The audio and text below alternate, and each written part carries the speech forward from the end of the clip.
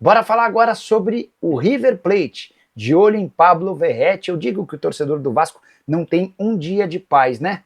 Em meio à série de contratações, agora surge a notícia de que o Marcelo Gallardo, técnico do River Plate, solicitou à diretoria a aquisição do Pablo Verratti. Aí você, torcedor vascaíno, vai lembrar que recentemente o Verratti teve seu contrato prorrogado. Com direito ao aumento salarial, ele passa a ganhar R$744 mil por mês. Um belo acréscimo para quem ganhava perto de 500 mil. Mas River Plate promete uma proposta superior a essa, para que o Verratti se torne um dos jogadores mais bem pagos do elenco do clube argentino. Ainda assim, a chance de negócio é pequena. O Vasco não tem a intenção de se desfazer de um dos seus principais jogadores, o protagonista no ataque, e alguém que, por conta da idade, não garantiria muito dinheiro. Então a única chance de o River Plate em contratá-lo seria do pagamento da multa rescisória, algo que eu não acredito. Marcos Nicola, o Vasco contratou o atacante Lloyd Augusto.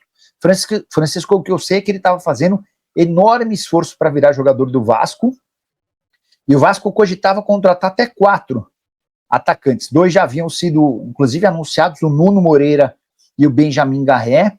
Tem uma negociação em andamento e em vias de fechar pelo Palacios, né, atacante colombiano que pertence ao Atlético Mineiro. Ele havia sido comprado do Atlético Nacional por 3 milhões de euros, empréstimo com obrigação de compra se algumas metas fossem batidas. E o Vasco também tinha tratativas avançadas com o artilheiro do Sul-Americano Sub-20, um colombiano que chamou bastante atenção pelo desempenho no Sul-Americano. Nem era uma operação das mais caras. Negócio para mim interessante. Se o Vasco conseguir levar adiante essa história, acho que pode estar acertando, marcando um golaço. O nome desse sul-americano, deixa eu pegar aqui, ó, Vila Real, tá? Ele joga no Milionários. O Milionários, inclusive, já aceitou a proposta do Vasco. Faltava um acordo com o jogador, que não me parece ser algo mais difícil. 8 gols no Sul-Americano, além de 4 assistências. Ele foi artilheiro e o segundo com mais participações em gol. Classificado para a semifinal do Campeonato Estadual. Já tem data, hein? Para o confronto com o Flamengo. Aliás, para os confrontos com o Flamengo. Então chega deixando o seu like, já comenta o que você achou da classificação. Comemora ou fica preocupado? Esse é o nosso tema aqui. Vamos debater desempenho e não só o resultado. Compartilhe o nosso vídeo, claro, se inscreve no nosso canal, dá aquela moral pro fanático vascaíno, que é a sua casa. Você chega, compartilha, bate papo e sinta-se sempre em casa.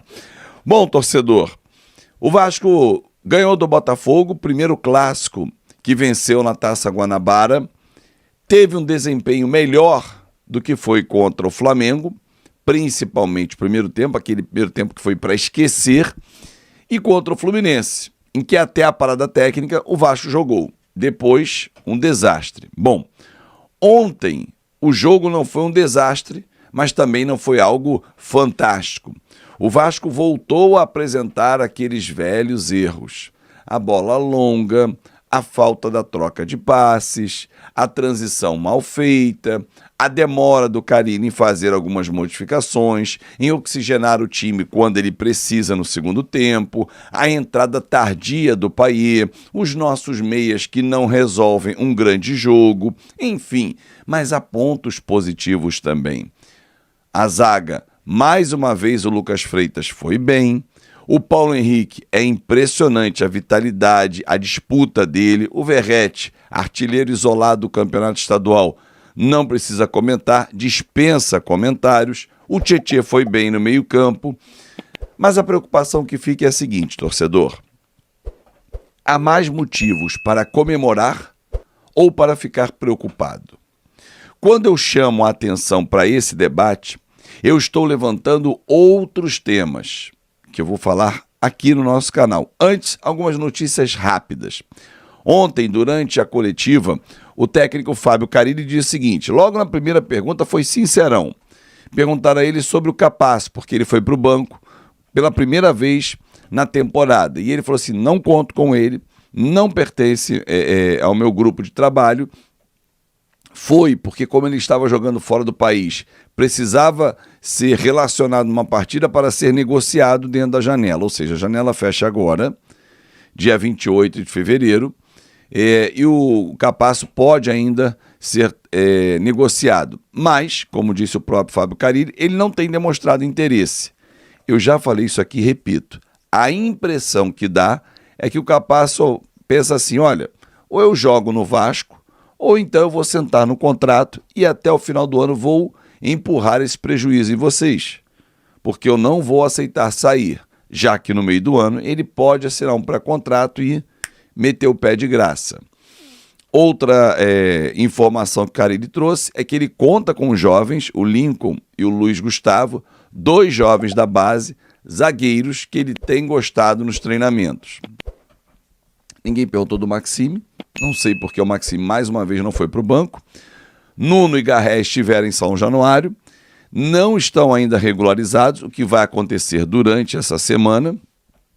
Ele disse, olha, vamos ter calma, eles vêm de um futebol diferente, de temperaturas diferentes, vamos avaliar durante a semana. A tendência é que os 2 comecem no banco de reservas no próximo sábado, isso mesmo. A federação vai confirmar amanhã, depois de uma reunião com os clubes envolvidos e com a televisão detentora, aliás, as TVs, que são detentoras de transmissão, os horários, os dias já estão confirmados. Vasco e Flamengo nos 2 próximos sábados, dias 1º e 8 de março. Já Fluminense e Volta Redonda nos dias seguintes, 2 e 9. Detalhe, o Vasco é o mandante do primeiro jogo, enquanto o Flamengo, que fez melhor campanha, é o mandante do segundo. Outro detalhe, o regulamento do Campeonato Estadual prevê na semifinal que os primeiros colocados, primeiro e segundo, que tem a melhor campanha, jogam pela mesma diferença de pontos e mesma diferença no saldo de gols. Ou seja, não são 2 resultados iguais. Se o Vasco vencer o Flamengo por 2-0, por 1-0 nos 2 jogos, são 2 resultados iguais, o Flamengo não classifica. Na diferença de pontos, empatou, diferença de saldo de gols, empatou, o Flamengo tem a vantagem. 2 empates, o Flamengo classifica. Vasco vence por 2-0, perde o segundo jogo por 3-1. Classifica o Flamengo. Ah, mas o Vasco fez um gol no jogo de... Esquece. 3 pontos para cada lado, 2 gols de saldo, o Flamengo tem melhor vantagem, classifica. Depois da reunião da terça-feira, haverá a reunião amanhã, haverá a indicação dos horários. A tendência é que os jogos aconteçam às 9h45 da noite de sábado, porque a TV Globo, normalmente, quando transmite um jogo, ela transmite nesse horário, depois da novela. Então vamos aguardar na terça-feira, amanhã, conhecido como amanhã, vai rolar essa reunião na FERJ e a definição desses horários. Bom, desempenho versus resultado. É uma discussão. O Vasco vem desempenhando? Não, mas conseguiu um resultado, Fábio. Está classificado para as semifinais, já está garantido na Copa do Brasil no ano que vem. Legal. Isso chama-se resultado. Desempenho. O Vasco não tem apresentado. O Vasco insiste na bola longa. A bola esticada para o Verratti dar aquela casquinha para tentar chegar. É o desafogo. O Vasco não tem o sabor da bola. Os jogadores não querem trabalhar. Ah, mas no treinamento eles fazem. Então por que no jogo não o fazem? Insegurança? Medo de errar? Pressão da torcida? O adversário é melhor? Ontem não era. Esse Botafogo não é melhor do que o Vasco. O banco do Botafogo é muito inferior ao banco do Vasco. O Botafogo é tão pior do que o Vasco que nem para Taça Rio foi. E o Vasco só venceu de 1-0 e suado. Não jogou bem. Teve momentos. Ah, mas foi melhor do que contra o Flamengo, que teve o primeiro tempo horroroso. A volta do segundo tempo foi legal, mas depois não mais, até os 15, 20 minutos. E o Flamengo ganhou o jogo como quis. O Fluminense, o jogo até a parada técnica foi e depois esquece. Mas é isso que a gente vai se contentar com esse futebol pobre, de não ter troca de passes, não ter triangulação, não ter aproximação, abusar do chutão, da famosa bola longa. É isso que a gente vai ficar passando? Quando pega um adversário melhor, que é o caso do Flamengo, que hoje é superior ao Vasco, o Vasco vai sofrer. E aí o tal do resultado não vem, porque se não tem desempenho, o resultado é uma consequência. Até quando nós vamos passar por isso? E isso passa pelo Fábio Carille, que vai ter uma semana inteira pela frente, até sábado, para trabalhar o time, as opções, e não entendo os nossos meias que não conseguem render, faltam os pontas. Não dá esse desafogo. Quero entender qual vai ser a dúvida depois. Qual vai ser a explicação.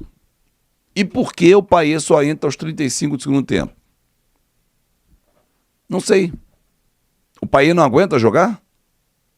Só pode jogar 15 minutos? 10 do regulamentar mais 5 de acréscimo? Claro que não. E por que quando entra o Payet, ele não tenta uma jogada? Ele não segura a bola, não pifa um atacante, não bate fora da área? Por que o Coutinho demora também a fazer isso? Ele fez uma vez ontem no jogo, uma hora que ele balançou na frente da marcação do Matheus Ponte, serviu o Piton. É desses caras que nós esperamos algo diferente. Torcedor, muito obrigado pelo seu carinho, pela sua atenção. Desejo a você uma ótima semana. É isso aí, torcedor vascaíno. Vitória do Vascão ontem sobre o Botafogo em São Januário. Vasco vencendo por 1-0, garantindo a classificação para as semifinais do Campeonato Estadual e também a sua vaga na Copa do Brasil da temporada seguinte, né, do ano de 2026. Vascão já classificado para a Copa do Brasil, lembrando, né, que os times têm que ir bem no estadual para conseguir vaga na Copa do Brasil, né, com esse novo formato aí. Caso o Vasco não ficasse entre os 4 da classificação aí para o estadual, né, final do estadual, o Vasco teria a disputa da Taça Rio, que vai do 5º ao 8º lugar, e teria que ser campeão para poder garantir vaga na Copa do Brasil. E com isso aí o Vasco eliminou o Botafogo. O Botafogo acabou que nem ficou classificado para a Taça Rio. O Botafogo terminou o campeonato estadual em 9º e o Vascão está classificado. O Vasco vai enfrentar o Flamengo. A Ferdi está aí vendo ainda o horário certinho das partidas e para poder, né, divulgar aí qual vai ser o horário. Como disse o Fábio Azevedo, pode ser aí um sábado às 9h45 da noite, depende também da TV Globo, que será aí a detentora dos direitos de transmissão das semifinais. Então deixa a sua opinião nos comentários, não esqueça de deixar like no vídeo, se inscrever no canal e ativar o sininho de notificações.